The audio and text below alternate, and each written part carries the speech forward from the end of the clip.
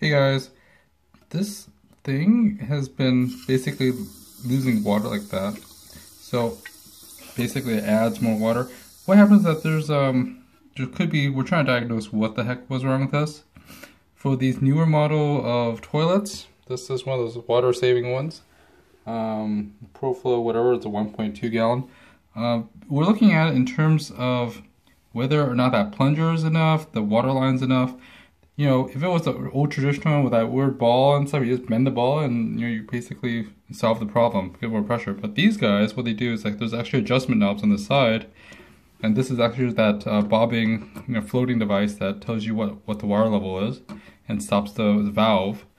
So to quickly diagnose this, basically we're looking in the toilet, and we know that doesn't leak. If you look into the rainwater toilet, there's no water leakage in here that you can see that's draining. But in here, this thing was going off. So what happened was that the water line was actually a little too low, so we increased it. So we actually drained it right now, just a little. Oh, it's not a little, it's all. But we know that the plunger works because it just stopped it, and that water is going down, going to there, and there's the overflow. But we want to make sure that the water line is right above where the suggested one is, or probably a little more. And to adjust it, you do this little screw here to adjust it. Basically,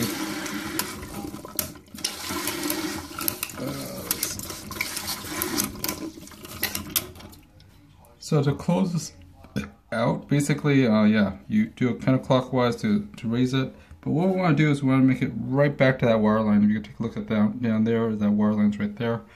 Do it counterclockwise, basically lifts this thing up so it stops it quicker. But if it doesn't have enough water, that plunger, there might not be enough weight on that plunger to actually keep that plunger from leaking there as well. So if you determine that there's no water coming in the water bowl, basically it's not the plunger's fault. It's basically not enough water here to keep enough pressure down on that plunger.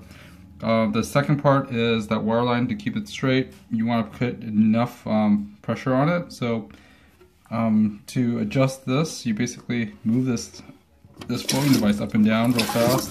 You want to clear any calcium buildup. There might be calcium buildup here, or there might be calcium buildup here, or anywhere else. You want to just move it a lot to see if there's any calcium that's broken or any debris that's broken off.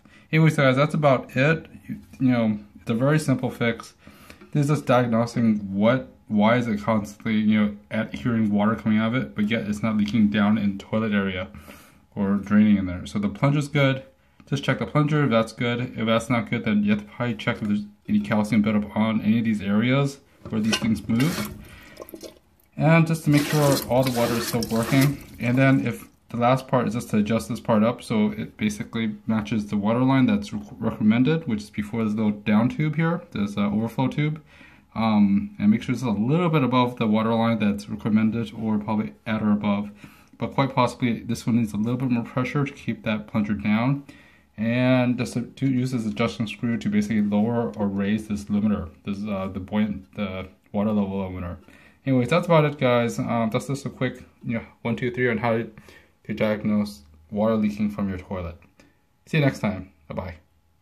Hey guys, if you have any other issues or stuff with either fixing toilets, fixing household items, or razors or whatever else, please leave your comment below, as well as like and subscribe for this channel. Not only that we talk about how to fix things, but also stuff from Costco or cars and stuff. So anywho, thanks again. Please like, subscribe, and all that fun stuff. See you next time. Bye-bye.